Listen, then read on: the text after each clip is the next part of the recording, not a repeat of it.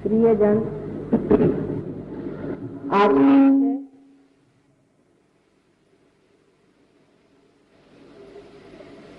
सहजयोग एक अभिनव आविष्कार।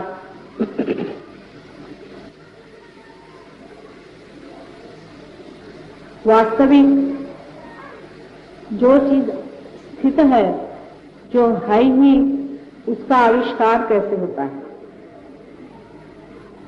जैसे कि कोलंबस हिंदुस्तान खोजने के लिए चल पड़ा था, तब क्या हिंदुस्तान नहीं था? अगर नहीं होता तो खोज किस चीज की कर रहा था? सहजयोग तो है ही, पहले ही से है, उसका पता सिर्फ अभी लगा है। सहजयोग ये परम तत्व का अपना तरीका है, ये निसर्ग का अपना एक अनूठा तरीका है। यही एक ही मार्ग है जिससे मानव जाति को उत्क्रांति से, इवोल्यूशन से उस आयाम में, उस डायमेंशन में पहुंचाने का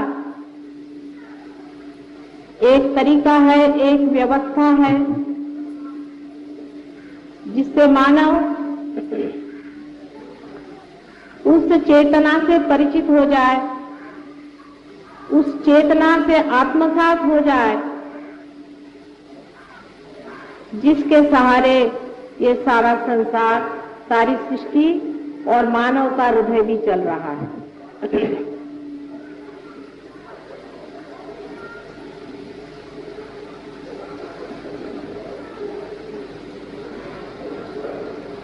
बहुत कुछ इसके बारे में लिखा गया है। पुरातन कालों से ही खोज होती रही। मनुष्य खोज कुछ रहा ही है हर समय, चाहे वो पैसे में खोज ले, चाहे वो सत्ता में खोज ले, चाहे वो प्रेम में खोज ले, वो किसी न किसी खोज की ओर दौड़ रहा है। लेकिन उस खोज के पीछे में कौन सी प्यास है, वो शायद वो जानता नहीं। उसके पीछे में सिर्फ आनंद की खोज है। आनंद की खोज में वो सोचता है कि बहुत सी अगर संपत्ति इकट्ठा कर ले तो उस आनंद में लय हो सकता है। लेकिन ऐसे भी देश अनेक हैं जिन्होंने संपत्ति में बहुत कुछ प्रगति कर ली, बहुत कुछ पा लिया है और अत्यंत दुखी हैं। आनंद तो दूर रहा, हजारों लोग वहां आत्महत्याएं कर रहे हैं।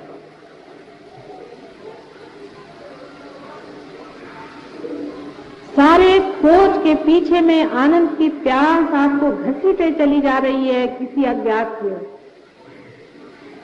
सारे इन खोजों में ढूंढते ढूंढते जब मनुष्य हार जाता है कि कहीं मिलता नहीं, तो वो धर्म की ओर मुड़ता है। और धर्म की ओर भी जब मुड़ता है तब भी वो बाहर ही खोजता है। कारण ये है कि जो वो खुद है, स्वयं है, वो खो चुका है, उससे अपरिचित। इसलिए अपने से मनुष्य भागता है, हर समय अपने से भागता है। 2 मिनट अपने साथ नहीं बैठ पाता। उसको अगर 2 मिनट अपने साथ बैठने को कहो तो वो कहता है, प्रभु ये क्या मेरे लिए सजा हो गई, जिसको आजकल बोर्डम कहते हैं। आदमी अपने से इतना क्यों हुआ है, सोचने की बात है कि मनुष्य अपने से इतना क्यों जोरों से भागा चला जाता है।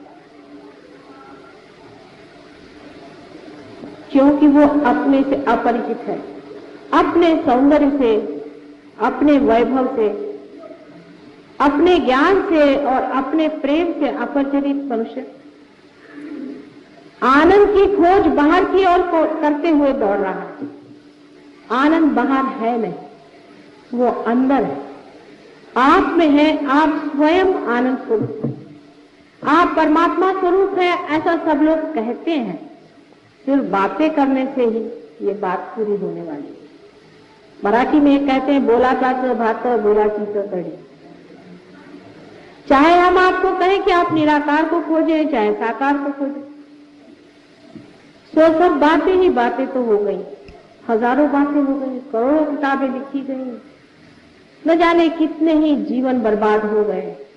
इंसान की इस खोज का कोई अंत नहीं।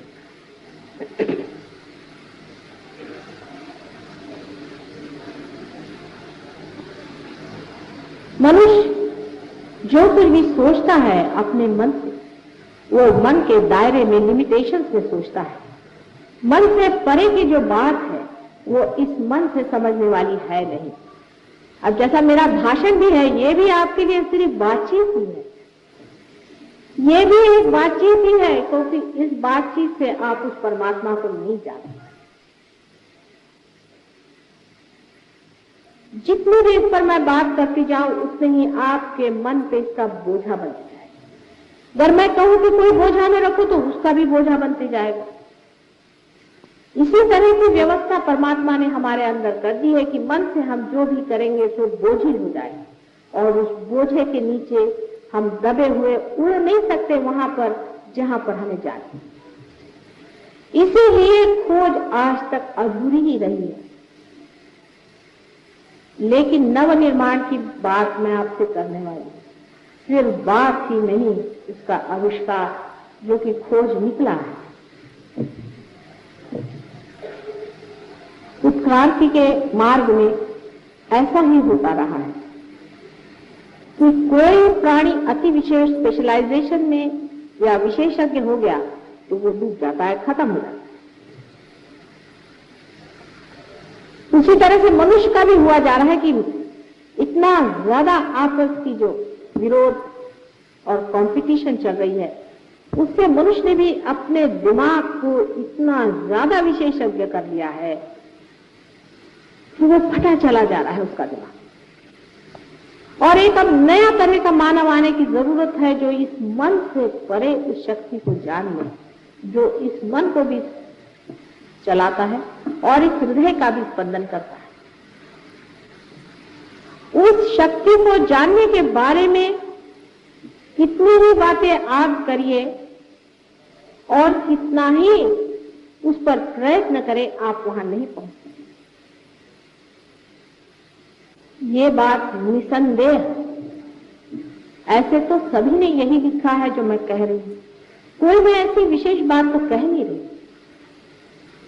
नानक जी को आप पढ़ें, कबीरदास जी को आप पढ़ें, आप वशिष्ठ को पढ़ें, गुरुओं के गुरु जनक के बारे में आप पढ़ें। अपने देश में छोड़े बाहर के देशों में भी हजारों लोगों को जो पार हो चुके हैं, हजारों वर्षों से ऐसा ही लिखते आए, यही लिखते आए हैं जो मैं कह रही हूं कि जो पाना है अकस्मात अंदर होता है। लेकिन वो भी बेचारे कहते ही रह गए, क्योंकि शायद वो भी इसे खोज नहीं पाए। लेकिन अगर वो नहीं खोज पाए थे, इसका मतलब ये नहीं कि वो कुछ कम थे। अगर कोलंबस हिंदुस्तान नहीं खोज पाया था, इसका मतलब ये नहीं कि वो कोई कम था।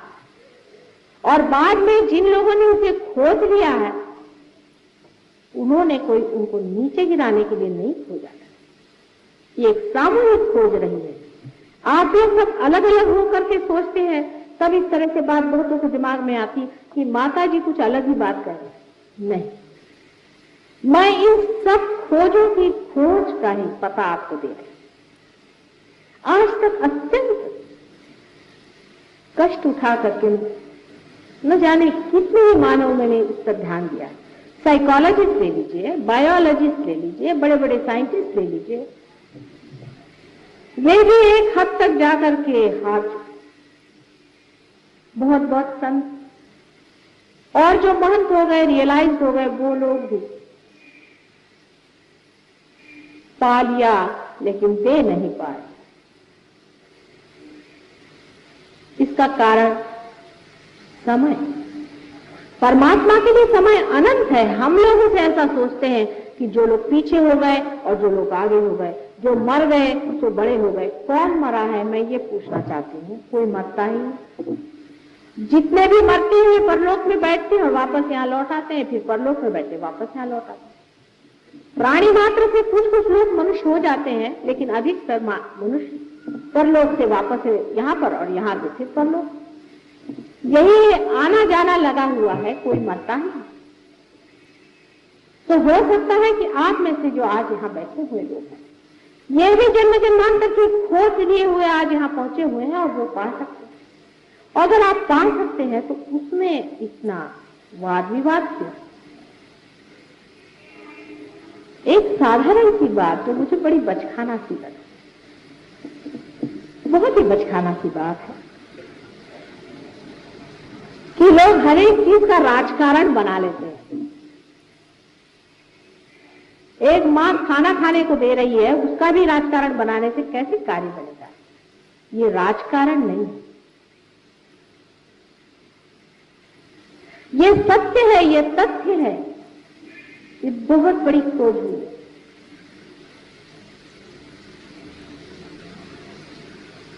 यहां पर जो लोग रियलाइज लोग बैठे हैं वो समझ रहे हैं मैं क्या कह रही हूं।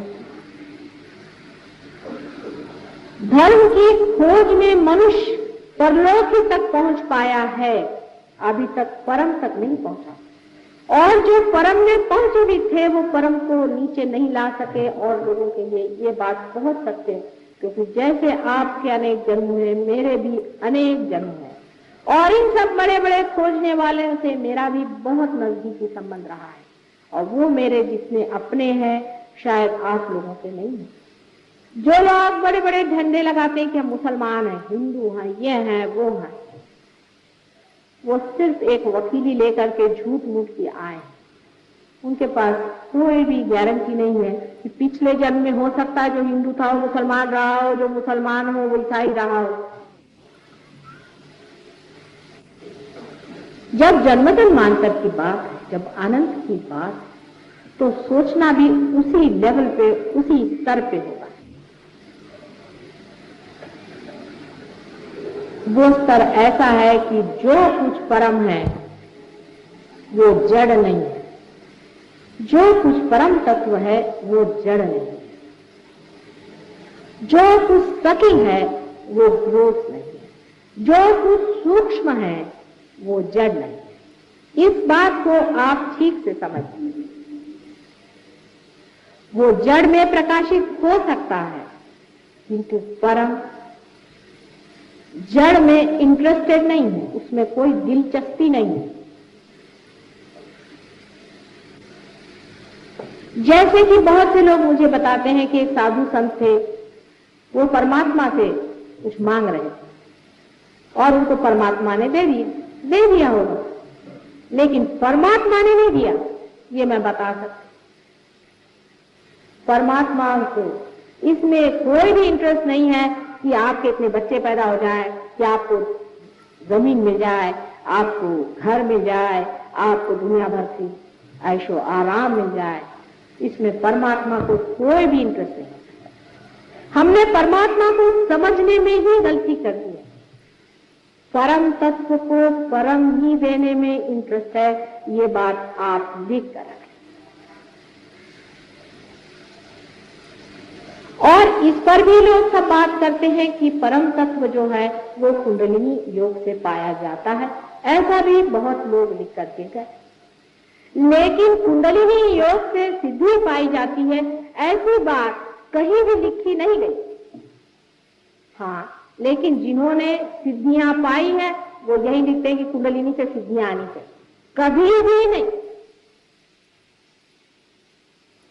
कुंडलिनी आपकी मां आपके अंदर बैठी हुई है, आपको पुनर्जन्म देने के लिए।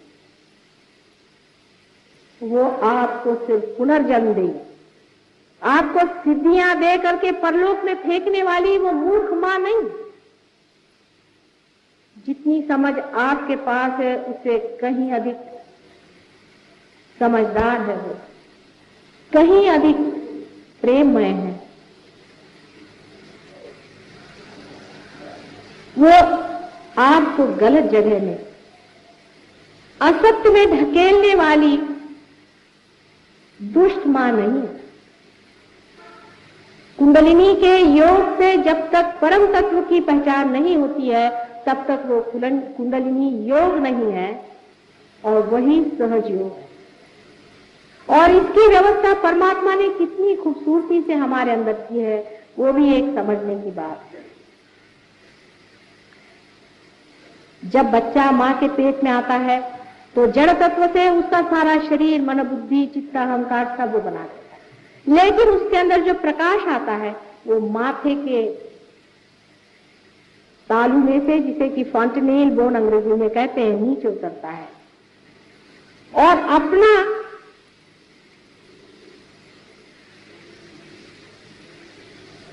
ब्रेन, मस्तिष्क, जिसका आकार त्रिकोणाकार एक प्रिज्म के जैसा है, उसमें से यही शक्ति गुजरते वक्त 3 हिस्सों में बट जाती है। ये सब परमात्मा ने किस खूबी से किया है, ये जानने के लिए यहां अगर कोई डॉक्टर हो तो वो समझ सकता है। इसी को हम सिंपैथेटिक और पैरासिम्पैथेटिक नर्वस सिस्टम कहते हैं। हमारे शरीर के अंदर 2 ऐसी शक्तियां विराजमान हैं कि जिसके बारे में हम बहुत कुछ कम जानते हैं और जिसके बारे में हमें पता लगाने में बड़ी दिक्कतें होती हैं, खास करके पैरासिम्पैथेटिक नर्वस सिस्टम। अपने योग शास्त्र में इसे सुषुम्ना और ईड़ा और पिंगला ऐसी 2 सिस्टम्स बताएंगे। ईड़ा और पिंगला ये दोनों ही अपने शरीर में सिंपैथेटिक नर्वस सिस्टम का उद्भव करती है, माने उसका जड़ तत्व जो है वो सिंपैथेटिक नर्वस सिस्टम।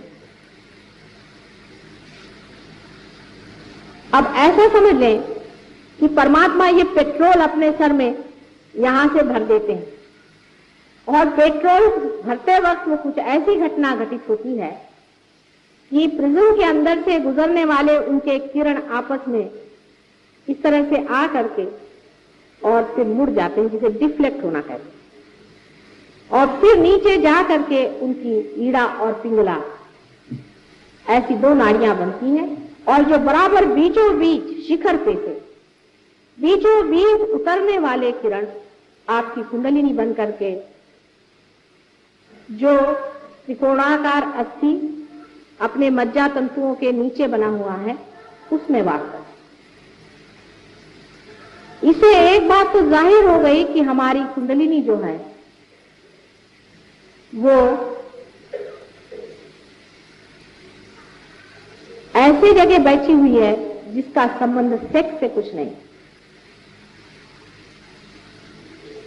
अब आप अगर किताबें पढ़ें तो कुंडलिनी शास्त्र पे आप सब जान जाइएगा कि ऐसा होता है, वैसा होता है, ये है, वो है, लेकिन कुंडलिनी को उठाने वाले जो बहुत कुछ मुझे भी मिले हैं और मैंने भी जाने हैं, वो सब सिंपैथेटिक पे आपको ले जाते हैं, सुषुम्ना में उठाते नहीं है। उसकी एक पहचान है, अगर आपके अंदर कोई डॉक्टर हो तो समझ लेगा इस बात को जो मैं कह रही हूं कि पैरासिम्पैथेटिक नर्वस सिस्टम सुषुम्ना नाड़ी है जो कि बीचों बीच है, और उसकी पहचान एक है कि जब कुंडलिनी उठती है तो आंख की पुतलियां बड़ी हो जानी चाहिए। ये तो साधारण बाहर की पहचान है। किसी भी डॉक्टर से आप पूछ लें कि जब पैरासिम्पैथेटिक नर्वस सिस्टम एक्टिवेट होती है तो पुतलियां डायलेट होनी चाहिए। और बाहर भी हम आपको दिखा सकते हैं अगर आपकी नजर खुली हुई हो तो, क्योंकि आज तो हर एक चीज का आपको कोई ना कोई प्रूफ ही देना पड़ता है, नहीं तो कुछ समझ में नहीं आती बात है। इसका भी एक प्रूफ है कि अगर आप हमारे किसी इसमें आए या आज ही आपको दिखा देंगे तो कुंडलिनी का स्पंदन भी आप देख सकते हैं कि सबसे पहले त्रिकोणाकार अस्थि पे जोरों में होता है। आप जानते हैं कि त्रिकोणाकार अस्थि पे कभी भी कोई स्पंदन होता नहीं, वो हम दिखा सकते हैं। आप अगर देखें कि त्रिकोणाकार अस्थि में स्पंदन होता है और धीरे धीरे स्पंदन ऊपर की ओर उठता है और उसके साथ साथ बीच बीच में किसी किसी जगह ज्यादा स्पंदन होता है, वही अपने केंद्र। ये आपको दिखाया जा सकता है और उसको आप देख सकते हैं, उसकी प्रचिति है।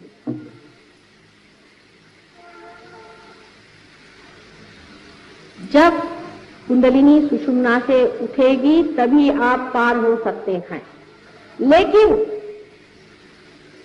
इसके लिए परमात्मा ने न जाने क्यों एक बड़ी जबरदस्त कंडीशन लगा दी। एक बड़ी भारी अटकल है, उसमें जो देना ही पड़ेगा वो ये है कि कुंडलिनी सुषुम्ना पे तभी आएगी जब परमात्मा का असीम प्रेम उस आदमी में उतर पड़ेगा। जब तक वो प्रेम मनुष्य में उतरेगा नहीं, कुंडलिनी उठने वाली नहीं है, चाहे आप कुछ करें। वो नाराज हो सकती है, गुस्सा हो सकती है, लेकिन कुंडलिनी कभी भी नहीं उठ सकती है जब तक वो असीम प्रेम सुषुम्ना के अंदर जगह बनी हुई है। खास इसकी जगह बनी हुई है हमारे नाभि चक्र और अनाहत चक्र के बीच में एक बड़ी सी जगह बनी है। जब तक उसके अंदर ये प्रेम उतरेगा नहीं, तब तक सुषुम्ना से ये प्रवाह उठने वाला नहीं। जैसे समझ लीजिए कि दो सीढ़ियां हैं और बीच में एक सीढ़ी है, उस सीढ़ी में और हम में कुछ अंतर है, गैप। इस अंतर को आप किसी भी तरह से लांघ नहीं पा रहे, उसमें कोई पुल नहीं है जिसको आप लांघ कर जाएं। और ये दो सीढ़ियां बराबर ईड़ा और पिंगला नीचे जमीन पर लगी हुई। सिंपैथेटिक नर्वस सिस्टम की लेफ्ट और राइट, ये दोनों ही जमीन पर लगी हुई हैं और बीच वाली आधांतरी लटकी हुई है जो परम में पहुंचा। आप सिंपैथेटिक नर्वस सिस्टम की जो दोनों सीढ़ियां हैं, अगर कोई साइकोलॉजिस्ट हो तो मेरी बात समझ सकता है, वो एक जो लेफ्ट हैंड की तरफ में है, दाहिने ओर है, वो आपको पहुंचा देती है ईगो में, अपने अहंकार। और जो राइट हैंड साइड में है वो आपको पहुंचा देती है आपके सुपर ईगो में प्रति अहंकार। ये दोनों मिलकर के हमारे माथे पे छा जाते हैं, जैसे कि कोई बलून ना हो उस तरह से ऊपर आ जाते हैं और आ करके इस जगह में जहां हमारा तालु होता है उस पर दोनों आ करके मिल जाते। कभी कभी तो ये पूरे सारे सर पे ही छा जाते हैं, कभी तो प्रति अहंकार जबरदस्त होता है और कभी अहंकार। जो भी ज्यादा जबरदस्त होता है वो हमारे दिमाग पे छाया हुआ है और आ करके वो हमारे इस मार्ग को रोक देते हैं, बंद कर। अब जो पेट्रोल हमारे अंदर पैरासिम्पैथेटिक नर्वस सिस्टम से भरा गया था, कुंडलिनी से भरा गया था, वो उसका स्रोत बंद हो गया। अब हम अलग हो गए, अब हम सेल्फ हो गए, हमें लगा कि भाई हम कोई हैं। अब अहंकार शुरू हुआ, हम हैं। अब यही भागने का, अपने से भागने का कारण, क्योंकि हम जो हैं वो हमको हम जानते ही नहीं कि हम क्या। आप मेरी ओर इतना चित्त लगाकर सुन रहे हैं, मैं आपकी ओर अपना चित्त नहीं लगा सकता। मैं कहूं आप अपनी ओर चित्त लगाएं तो आप लगा ही नहीं सकते हैं, क्योंकि आप कट गए उस स्रोत से जो आप है।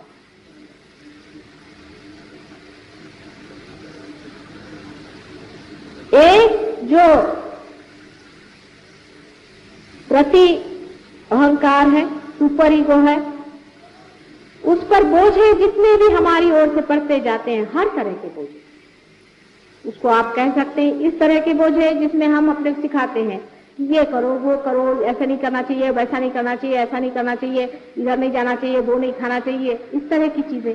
या ऐसा कहें कि हम बड़े बड़े भाषण देते हैं लोगों को, आपको हिंदुस्तानी बनना चाहिए, आपको जापानी बनना चाहिए, आपको इससे नफरत करनी चाहिए, उससे नफरत करना चाहिए, हम हिंदू हैं, हम मुसलमान हैं, ईसाई हैं, आदि तरह के सब चीजें जिसको कंडीशनिंग कहते हैं, बोझ से ये सुपर ईगो जो है सब। और जो अहंकार है वो ये कहता नहीं हम तो ये हैं, हमें ये करना चाहिए, वो करना चाहिए। जो कहता है नहीं करना चाहिए वो तो सुपर ईगो, और जो कहता है करना चाहिए वो ईगो। असल में हम न तो कुछ नहीं करते हैं, न तो हम कुछ करते हैं। करने वाला तो कोई और ही है, बेकारी में बच खानापन है। करने वाला अपना काम तो करता ही है और करेगा ही, लेकिन यही जड़ता हमारे अंदर दोनों है कि हम उस पेट्रोल को इस्तेमाल करते हैं इन दोनों ईड़ा और पिंगला से, अपने सिंपैथेटिक नर्वस सिस्टम से, उससे हम अपने को कंडीशनिंग कर लेते हैं, बोझे में डाल लेते हैं। बीचों बीच सुषुम्ना नाड़ी। अब बहुत से लोगों ने मुझसे ऐसा भी कहा कि माता जी आप तो इनके विरोध में बोलते हैं, उनके विरोध में बोलते हैं। भाई मैं किसी के विरोध में नहीं बोल रही, लेकिन तुम तो गलत सीढ़ी से चढ़ गए ना, उसे तो उतारना पड़ेगा ही जो बीच की सीढ़ी में तुम्हें चढ़ाना है। इसमें किससे मैं विरोध कर रही हूँ, मेरी समझ में नहीं आता कि इसमें किससे विरोध करके मुझे क्या करना है। मैं तो आपसे बता रही हूँ कि आप गलत सीढ़ी से चढ़ गए, सभी उतर आइए। मैं तो बड़े बड़े गुरुजनों से मिलने जाती हूँ, उनसे बात करती हूँ कि आप कर क्या रहे हैं। कुछ करने से परमात्मा नहीं मिल सकता है, इन लोगों से कुछ करवाए हुए नहीं, ये करने धरने से परमात्मा नहीं मिल सकता। ये आपको मैं क्या बता रही हूँ, आप वशिष्ठ पढ़े या नहीं तो आदि शंकराचार्य को पढ़े, जो कि हिस्टोरिकल चीज है, उनको भी पढ़े। उन्होंने भी यही कहा है कि आप परमात्मा को पाने के लिए कुछ कर नहीं सकते, लेकिन अंतर उनमें मुझमें जरा सा थोड़ा सा फर्क है। इतना ही अंतर आता है कि उन्होंने कहा था कि परमात्मा को पाने के अधिकारी बहुत ही कम, इसलिए ठीक है कि कुछ भक्ति में रहें और कुछ अपने ऊपर योग वोग लगाकर अपने मन को अनुशासित करें। लेकिन उन्होंने भी कहा था कि अनुशासित मन, फिर चाहे वो किसी भी तरह का, और वैसा भी मन कि जो विषयों के पीछे दौड़ता है और अपने को, जिसको इंटेलिजेंस कहते हैं, दोनों ही मन इस कार्य के लिए व्यस्त है। ऐसा सुंदर मन जो छोटे बच्चों जैसा निष्पाप हो, वही इस परमात्मा को पाने का अधिकारी है, ऐसा उन्होंने साफ साफ कहा। लेकिन कौन पढ़ता है उनको कोई पढ़ता जो नहीं ना। प्रश्न तो यह है कि हम लोग सभी को पढ़ते हैं, और उसमें से उनको ज्यादा पढ़ते हैं जिनको धर्म के बारे में कुछ मालूम नहीं, और मालूम भी है तो थोड़ा बहुत मालूम। जो अपने को बहुत हिंदू कहलाते हैं उनको पहले आदि शंकराचार्य को पढ़ना चाहिए। आदि शंकराचार्य ने तो हिंदू धर्म की संस्थापना करी थी, फिर आदि शंकराचार्य को क्यों नहीं पढ़ते? दुनिया भर के लोगों को आप पढ़ते हैं, उनको क्यों नहीं आप पढ़ते और उनको आप जानते क्यों? उसमें मुझमें जो अंतर है वो इतना ही है कि वो कहते थे कि बहुत ही करोड़ों में एक दो होते, मैं कहती करोड़ों में लाखों तो है ही समझते। ये आशावाद का अंतर नहीं है, ये समय का अंतर है। समय का, कलयुग का समय है ही बड़ा घनघोर युद्ध का समय,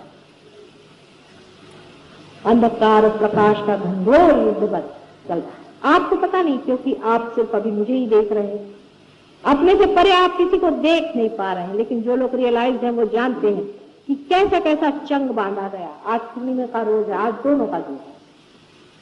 नेगेटिव और पॉजिटिव फोर्सेस दोनों अपना जोर बांध रहे हैं। सिंपैथेटिक और पैरासिम्पैथेटिक का पूरा जोर है। सिंपैथेटिक पैरासिम्पैथेटिक को चूसे चली जा रही है, और सिंपैथेटिक कितना भी चूस ले, अगर पैरासिम्पैथेटिक उस अनंत से एकाकार हो जाएगी तो उसमें वो भरता ही रहेगा।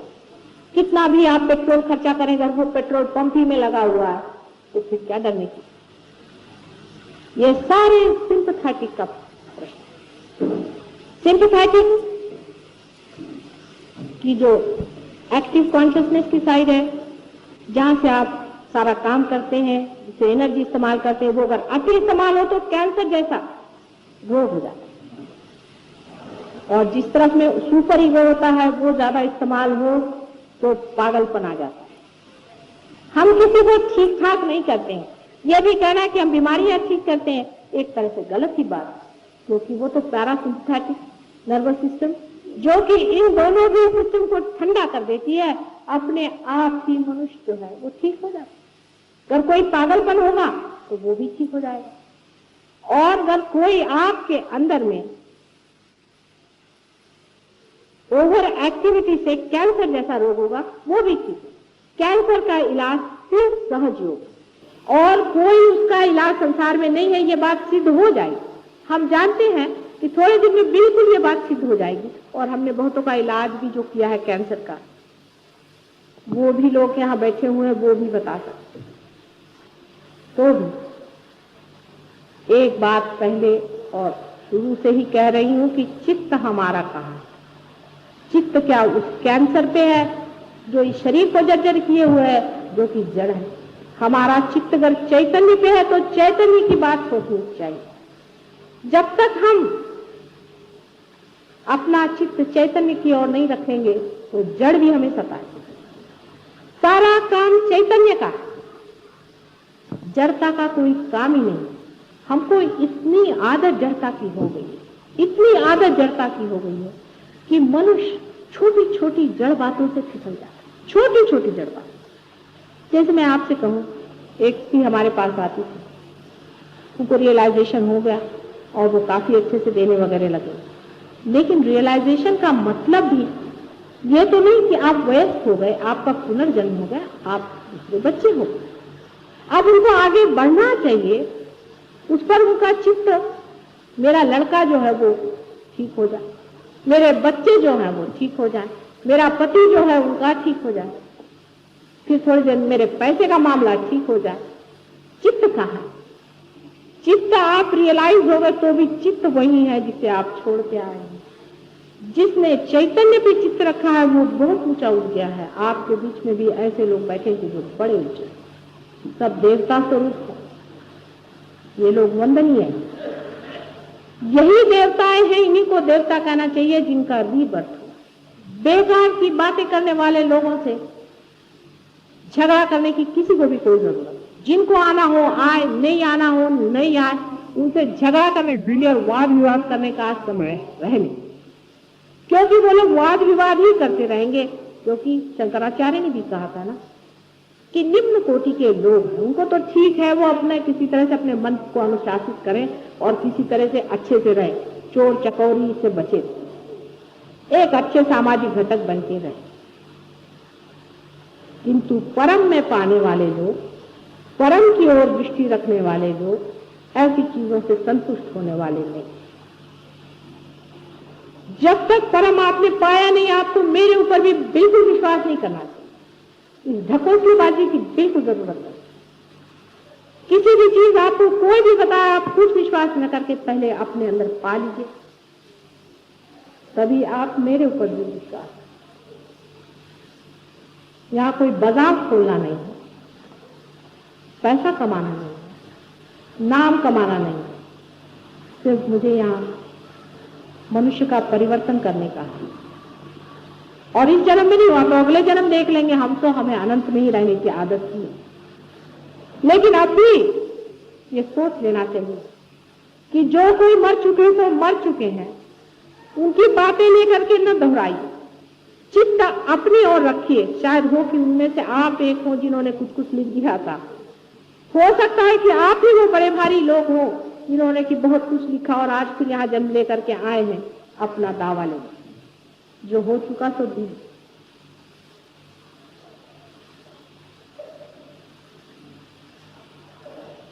सहज योग में जो साधक होता है उसे कुछ भी नहीं करना।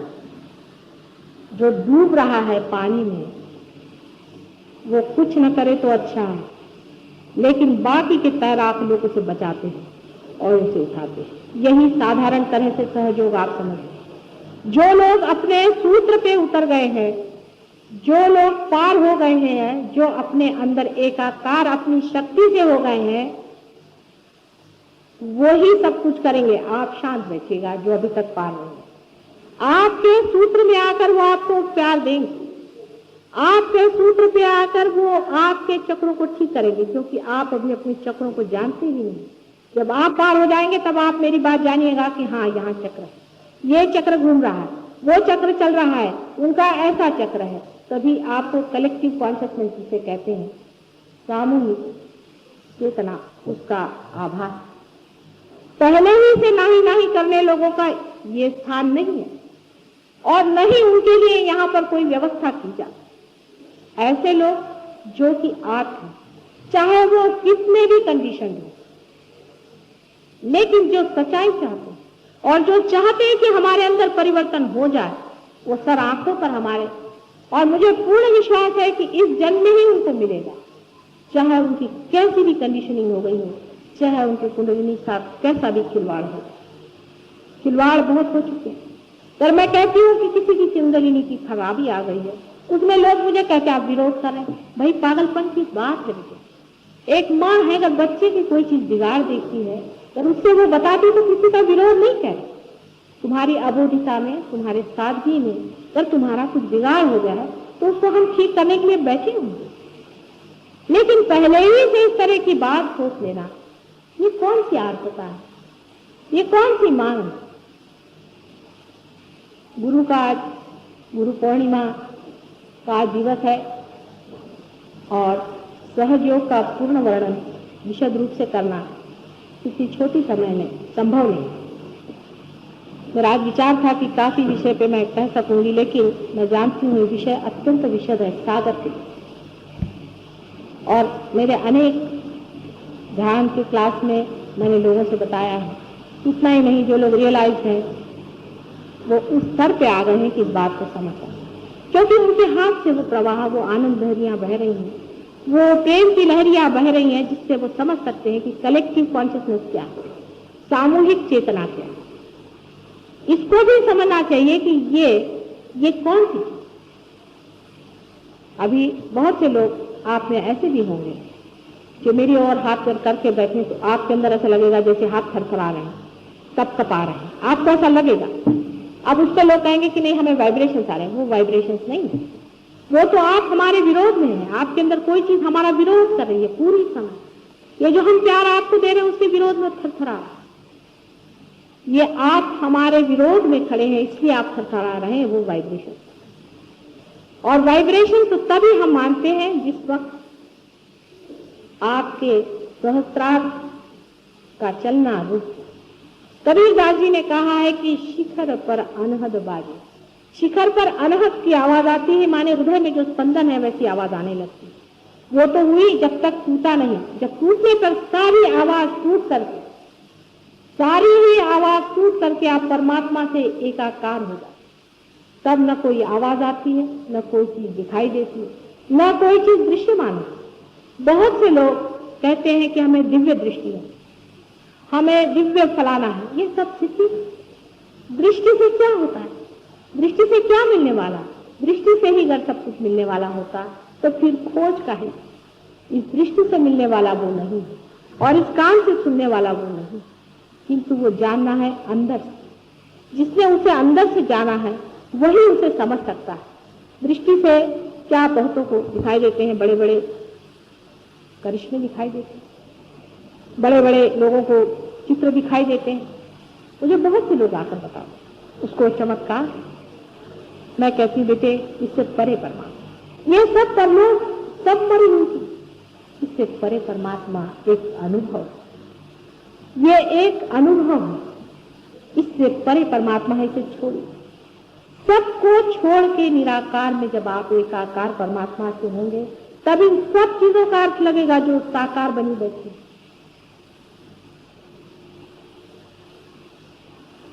इस आनंद लहरी से लोगों ने बहुतों को ठीक भी किया, बीमारियां ठीक हुई। लेकिन सबसे बड़ी जो चीज हुई है जिसका मुझे बहुत आनंद है कि 10 आदमी पार भी हो गए, सब ने मिलकर सामूहिक किया, पार हो गए। अब आप ये कहेंगे कि इतने जल्दी कोई पार क्यों होता है? नहीं होते, बहुत से लोग नहीं होते। 4-4 साल लोग हमारे पास आ रहे हैं, बहुत बड़े बड़े लोग हैं। कोई तो बड़े भारी मिनिस्टर साहब है, कोई गवर्नर साहब है, कोई कुछ है। नहीं होते तो नहीं होते, हम उसे क्या करें? हमें किसी से पैसा तो लेना है नहीं कि आप 2000 रुपया दे दीजिए हम पार कर दे, सर्टिफिकेट दे दें। ये जो नहीं हुआ सो नहीं हुआ भाई, हुआ तो हुआ। अभी हम अमेरिका गए थे, वहां पर एक साहब बहुत बड़े राजा हैं, वो कहीं वहां मिले, वो हमारे साथ हैं। वो हमसे कहने लगे कि माता जी ये क्या आप जो आता उसको पार कहते हैं, हमको नहीं कहते, हमने क्या किया? मैंने कहा बेटे हम तुमसे कुछ कहेंगे नहीं क्योंकि तुम्हें दुख होगा। तुम धर्म के ऊपर में इतना लेक्चर होते, तुमने कभी धर्म में उतरे हो क्या? ये रात दिन तुम जो अपनी जान को मारे ले रहे हो, ये किससे मारे? तुम जरा इसे छोड़ो, थोड़ा सा परमात्मा पे छोड़ो, 4 दिन बीत गए, उसने कहा भैया आपको हम मान गए। हम इंडिया में गए तो सब लोगों ने हमसे कहा कि तुम तो भैया एकदम पार हो और तुम हमारा कार्य करो, तुम हमको रुपया दो और ये करो। सबने हमें सर्टिफिकेट दिया। मैंने कहा मेरे पास नहीं चलता बेटे, क्या कर, वो तो जो होएगा तो होएगा, इसमें किसी की चापलूसी, किसी की रिकमेंडेशन कुछ नहीं चलता। ये इतना अल्ट्रा मॉडर्न है कि इस पर किसी का असर नहीं चलता। जो होगा तो होगा, जो नहीं होगा तो नहीं।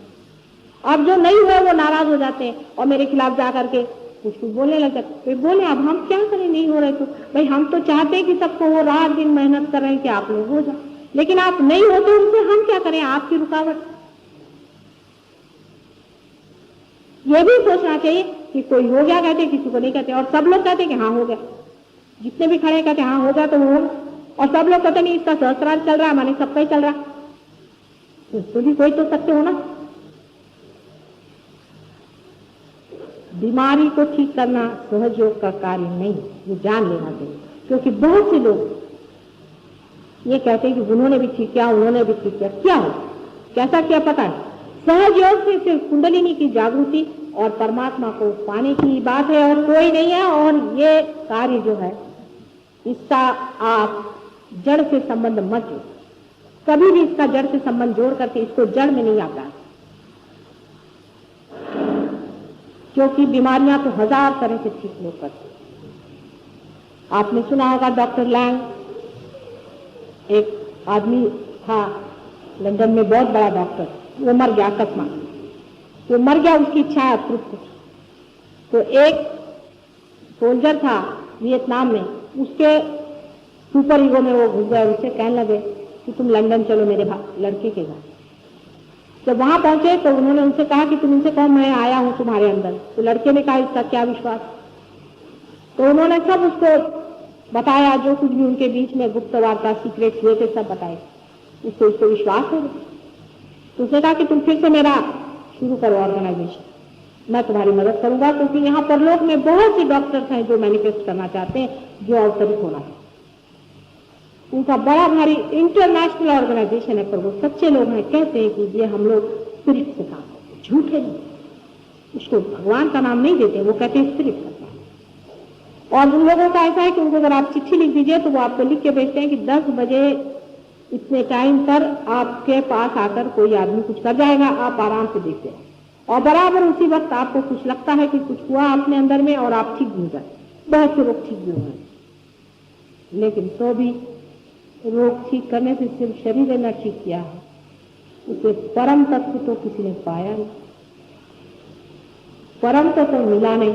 ये शरीर यहाँ छूट जाएगा और फिर वहां जाकर फिर यहीं आएगा।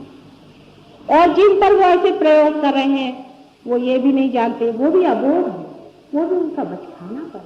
वो जानते नहीं है कि जिन स्पिरिट्स को वो आज इस्तेमाल कर रहे हैं कल वही उलट के हमारे ऊपर आएंगे। मैं सोचती हूँ डॉक्टर लैंग जरूर थोड़ा सा जानते थे, नहीं तो वो अपने लड़के के अंदर क्यों नहीं घुसे, वो इस सोल्जर के अंदर जाकर क्यों घुसे। और स्पिरिट का देह जो होता है उस पर ये जड़ नहीं होता, इसलिए वो बहुत कुछ देख सकता है बनिस्बत हमारे, जिसको कि आप ESP कहते हैं, जिसे को आप पैरासाइकोलॉजी कहते हैं, जिसे कि आप पेंटिकॉस्टल्स का वो जो आत्मा का आशीर्वाद कहते हैं, जो कूदना होता है, जो चीखना होता है, चिल्लाना होता है, मेस्मरिज्म होता है, सारा स्पिरिट का काम।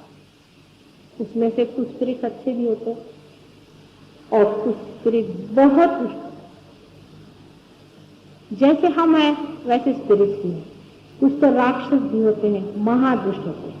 आप उन्हें आज देख नहीं रहे, हो सके तो मैं आपको बाद में दिखा भी सकूंगी, जैसे आज कुंडलिनी दिखा रही, ऐसा समय आ जाए तो मैं आपको वो भी दिखा दूंगी। लेकिन है, उनका वास्तव आप देख सकते हैं, उनका असर आप देख सकते हो, और हर एक रिलीजन में उनके बारे में लिखा है। हिंदुओं में सुरासुरों की बात लिखी, जो है तो है। जब आप पॉजिटिव की बात करेंगे तो नेगेटिव आपको दिखाने पड़ेगा कि ये नेगेटिव है, पॉजिटिव है। जो धर्म और अधर्म की बात नहीं कर सकता है वो हवाई बात, सिर्फ धर्म की बात करने से कैसे होगा। धर्म भी है और अधर्म भी है, उसकी पूरी सारी देखा है। जो धर्म है अधर्म नहीं हो सकता, और अधर्म है वो धर्म नहीं हो सकता। इसका कंफ्यूजन कलयुग के वजह से कर दिया।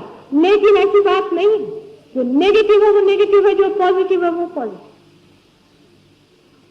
जो नेगेटिव चीज है उसको समझ लेना चाहिए। नेगेटिव का मतलब है मरी, डेड, सिंपैथेटिक में बैठी, लिबिडो से गई हुई, वो है। और उस नेगेटिव का असर बहुत ज्यादा उस जगह होता है जहां पर मनुष्य जड़ होता है, जैसे बंबई शहर। हम लोग बहुत जड़ है बंबई शहर, रात दिन पैसों की ठनका, इलेक्शन के झंडे, इन सब चीजों में इतना चित्त उलझा रहता है रात दिन। ये सब पढ़ के और सुन के मनुष्य का चित्त ही नहीं जाता है वहां पर, इंक्वायरी ही नहीं है, खोज ही नहीं है कि अरे हम क्यों जी रहे। क्या यही सब पढ़ने के लिए उसने गुंडे ने वहां मारा, वहां जाके निदर्शन हुए, उन्होंने जाके उनकी बुराई करी, उन्होंने जाके उनसे ऐसा किया, क्या यही सब पढ़ने के लिए हम संसार में हैं? मनुष्य का विचार नहीं करने जाता। इस जड़ तत्व से बहुत बच के रहिए, लेकिन ये जड़ तत्व तो आपका अपना घिराव है। इसके अलावा भी कलेक्टिव सबकॉन्शियस है जिसे कहना चाहिए परलोक है, और उससे जो नुकसान हो रहे हैं वही नुकसान सबसे ज्यादा हमारे सहयोग में है। और जिस आदमी पर ऐसा कुछ हो गया हो उसके लिए बहुत कठिन हो जाता है कि वो सहयोग में परमात्मा को पाए। इसमें दोष हमारा नहीं बेटे, सच बात है, हमारा इसमें कोई भी दोष नहीं। दोष ना आपका है ना हमारा है, थोड़ा आपके कर्मों का जरूर हो, नहीं तो आप ऐसी जगह क्यों गए जहां पर जा करके आप पर ऐसा दोष लगे।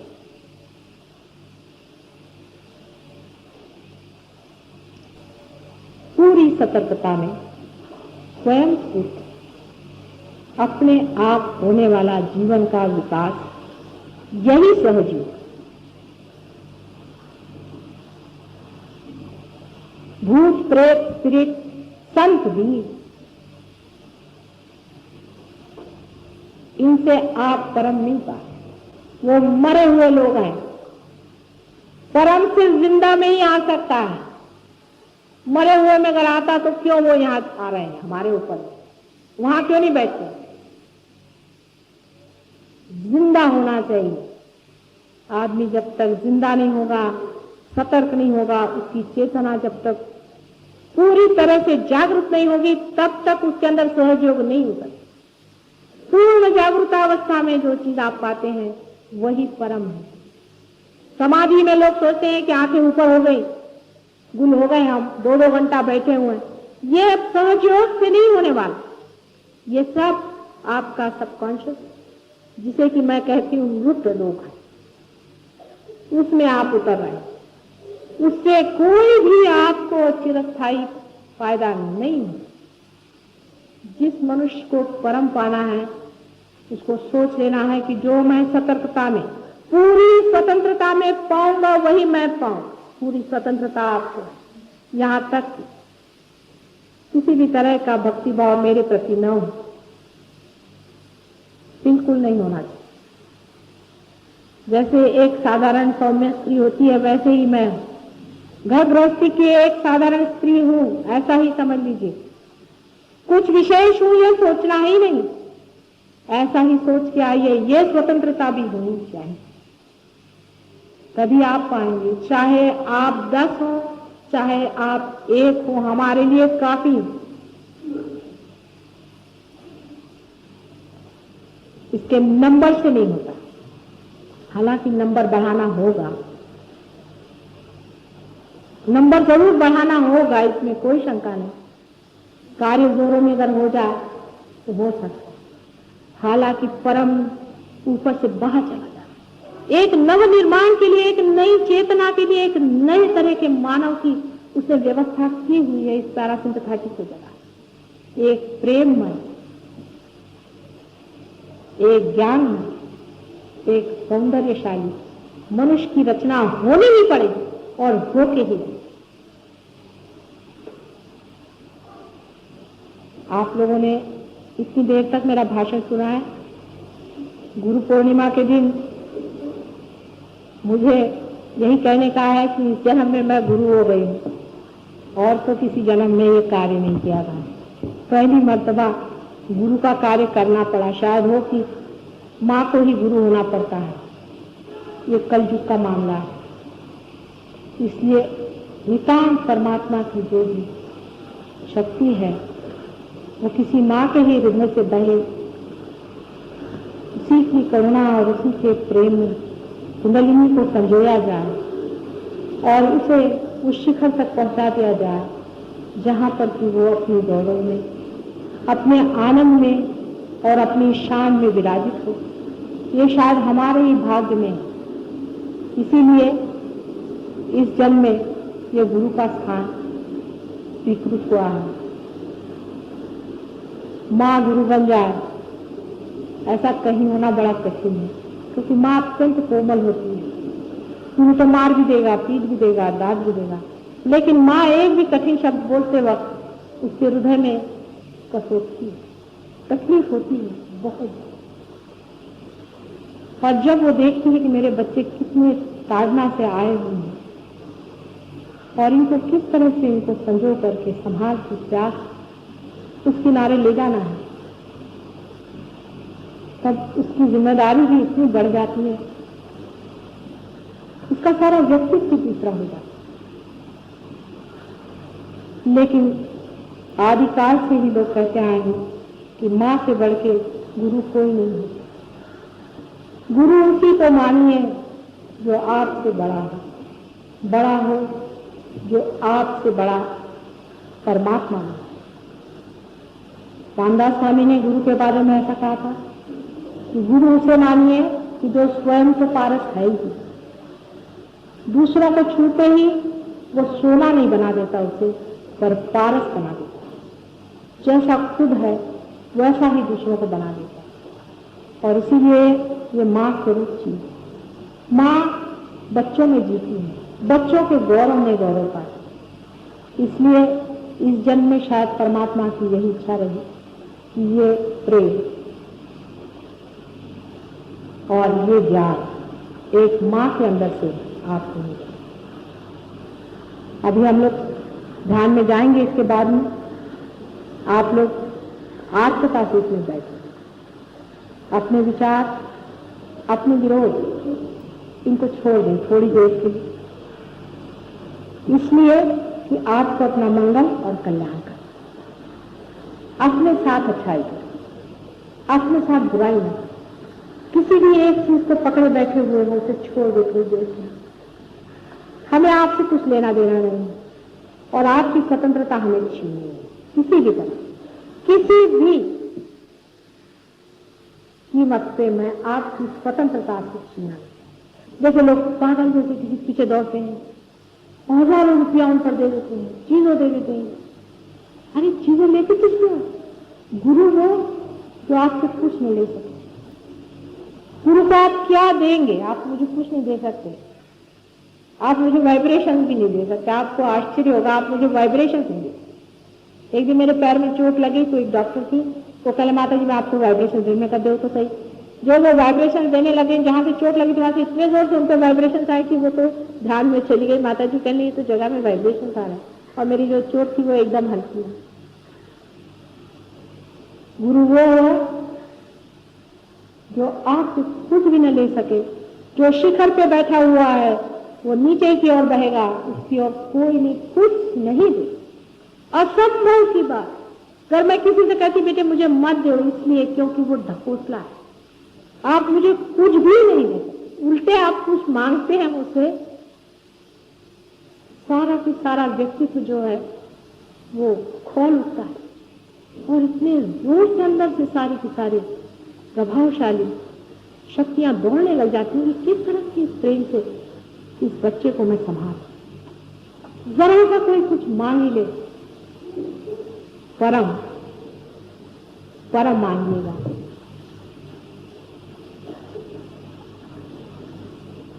आज के गुरु पूर्णिमा के दिन मेरा आपको सबको बहुत बहुत आशीर्वाद, और जितने रियलाइज लोग हैं उनको विशेष रूप से, और उनको यही विनती है कि जैसे आपने पाया है दूसरों को देने का पूरा प्रयत्न, उनको भी इस ओर लाने का प्रयत्न हो सकता है। वो लोग आपसे नाराज हो जाए, गुस्से हो जाए, मारेंगे, पीछे, ये कुछ भी नहीं है, इससे कहीं अधिक हमने सहा होगा, इसलिए कुछ भी नहीं, वाद विवाद करेंगे, आपको नहीं मानेंगे, कोई हर्ष नहीं, छोड़ दीजिए। जो आपको मानते हैं उन्हीं पर ही अनुग्रह करना। यही कुछ रंग देना है, यही आप दे सकते कि मेरा प्यार संसार में सब जगह पहुंचे और घर घर दीप जले। बहुत बहुत आप सबका धन्यवाद।